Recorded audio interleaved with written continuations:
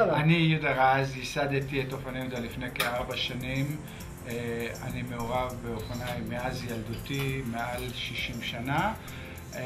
ייצגתי את ישראל, הייתי בנבחרת ישראל בכינוס הפועל, במכבייה ייצגתי את ישראל במרוצים בינלאומיים. לכן אני אוהב את האופניים ובגלל זה פתחתי את החנות מהאהבה שלי לאופניים. אני גרתי בלונדון במשך 22 שנה, בקליפורניה 7 שנים, וכשחזרתי לארץ החלטתי לחזור ולפתוח פה גם כן חנות. אנחנו עובדים באחריות מלאה, אנחנו מאוד אדיבים, ודבר שלא קיים הרבה בארץ לצערי הרב, ואנחנו מאוד מסורים לעניין.